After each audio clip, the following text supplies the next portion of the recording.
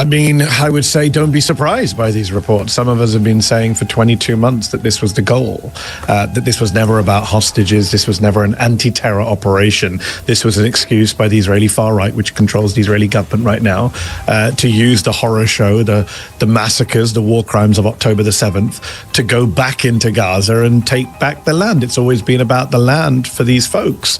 And they're not hiding it. They've been saying it for months. If you kill thousands of Palestinians, leave thousands of Palestinian children orphaned, what do you think they're going to do other than join Hamas, destroy Hamas? And again, this was always about vengeance. There's been reporting in the Israeli media, Tom, that from the very beginning, they were bombing sites that they were told there might be hostages there. And they said, we don't care. If you read the reporting from Plus 972, they were saying, we don't care. It was never about the hostages. It was about vengeance. It was about using this as an opportunity to go and try and destroy Hamas. It was about taking back the land. Everything seems calm at first, just another political discussion, just another exchange about Gaza. But within seconds, something shifts. Because what Mehdi Hasan says next doesn't just challenge the narrative, it tears straight through it. And right here, in this moment, the entire conversation changes. I would say don't be surprised by these reports. Some of us have been saying for 22 months that this was the goal, that this was never about hostages, this was never an anti-terror operation. This was an excuse by the Israeli far right, which controls the Israeli government right now, to use the horror show, the massacres, the war crimes of October the 7th, to go back into Gaza and take back the land. It's always been about the land for these folks. And they're not hiding it. They've been saying it for months. And now Netanyahu's saying what his own cabinet ministers have been saying for months. Every time I came on a show like this and cited a cabinet minister, someone from the pro-Israel side would say, well, they're not the prime minister, they're not the main person, they're not in the war cabinet. Well, now you've got Netanyahu being quoted by security sources saying that this is the plan. They're doing it. They have a green light from the president of the United States. And this is what many of us warned about and worried about. It starts with Mehdi Hasan laying out a claim that immediately freezes the room. That for 22 months, this war was never about hostages, never about counter-terror, but about taking land. And the moment he says it, the tone shifts instantly. That if Hamas were to release the hostages, there would be, one would have thought, no logical need to go and reoccupy the whole of Gaza until they do.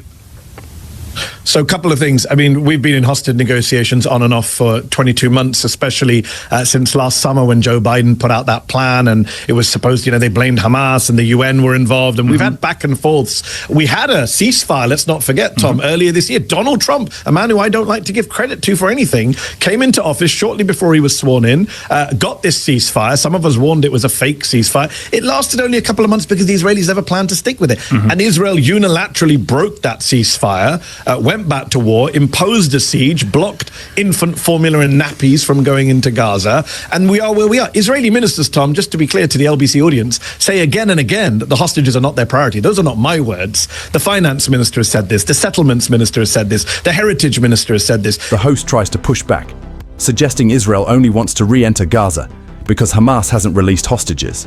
But Mehdi doesn't even flinch. He explains the timeline, the broken ceasefire, and how Israeli ministers openly said hostages weren't their priority.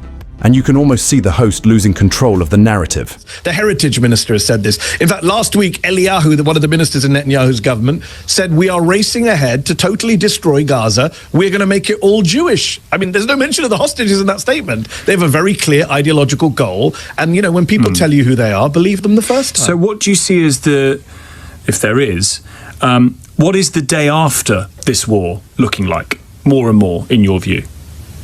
Yes, that was a question posed. I mean, I've been talking about this since the very beginning, both when I was, I had my show at MSNBC, and then I've been doing interviews like this. And when I'm asked that question, the assumption is the war is ending. And I don't think the war is ending. I think Netanyahu, for both political and ideological reasons, is dragging this out. His own generals have told him there's no strategic value in dragging this out. I don't know if you saw on Sunday, I think it was, 19 former Israeli security chiefs, the heads of Mossad, Shin Bet, the military, the police, have come out saying, there is no strategic goal here. We are not winning this war. We have not saved the hostages. This is about Netanyahu trying to save his own backside from going to prison. Then comes the first real crack. Mehdi brings receipts. A minister bragging they'll totally destroy Gaza and make it all Jewish. The host pauses because this isn't an opinion. These are their own statements. But the host asks about the day after war, and Mehdi shuts it down immediately. There is no day after, he says. because Israel isn't trying to end the war. Even former Mossad and Shin Bet chiefs say there's no strategy, and you can feel the host struggling to keep the conversation from collapsing.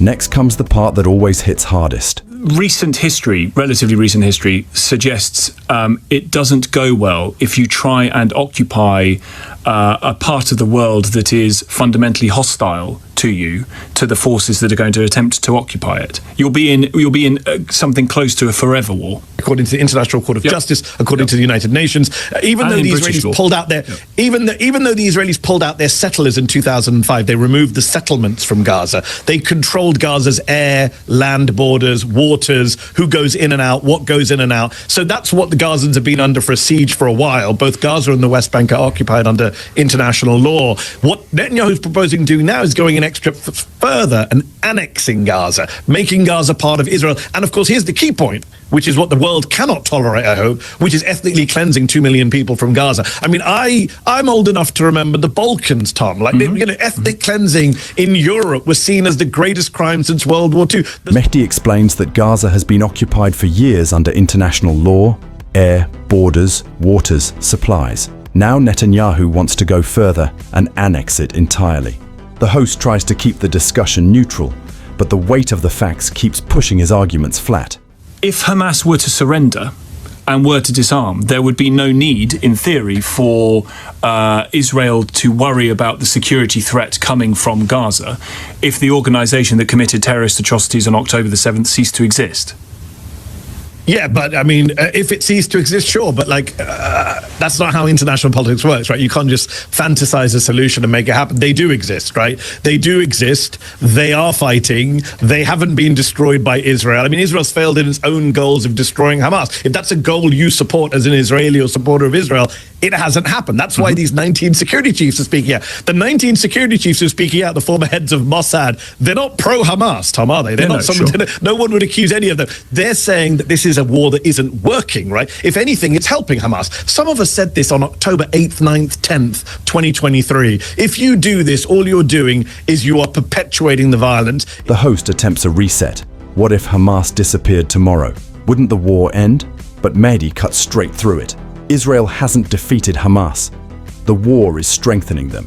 Even Israeli security chiefs agree. And at this point, the host has nothing firm left to stand on.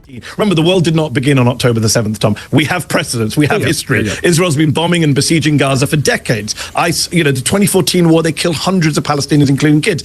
None of us, even I didn't imagine it would be this brutal, this prolonged, this destructive. It's an actual full-blown genocide at this point. So the question is, can Israel respond when its citizens are killed in a horrific massacre? Of course, every country should have a right to protect its citizens from being massacred, but no country has the right to do a genocide as part of its counter-terror operation. That's what you want to, or B, revenge. And again, this was always about vengeance. There's been reporting in the Israeli media, Tom, that from the very beginning, they were bombing sites that they were told there might be hostages there. And they said, we don't care. If you read the reporting from Plus 972, they were saying, we don't care. It was never about the hostages. It was about vengeance. Then comes the moment that changes the whole temperature of the room. The host asks whether Mehdi objects to Israel targeting those responsible for October 7th. Mehdi says every nation can defend itself, but no nation has the right to commit mass atrocities in the name of revenge. Everything goes quiet for a second, because that distinction is impossible to argue with. You use the word genocide there. That is an opinion rather than a fact of the court who have to rule on that for now. Can I ask you about another area? It's the opinion. It's the opinion of most genocide scholars who have looked at this. Yeah. Can I ask you about something separate that you did, which I saw the other day, a debate you did on YouTube? You really you went in for some real self-flagellation by debating. Was it 20 or 25 sort of far right guys? One of whom outed himself to you. Self-flagellation is a good term. Yeah, one of whom outed him to you as a literal fascist who described the Holocaust as, I'm quoting now, a little bit of persecution. I read that man has now lost his job. He's been sacked. I wonder what you make of that. Well, I'm not sure what to believe about that, because some people online have pointed out that Connor, I think his name was, the self-proclaimed fascist who came to debate me on the Jubilee YouTube show.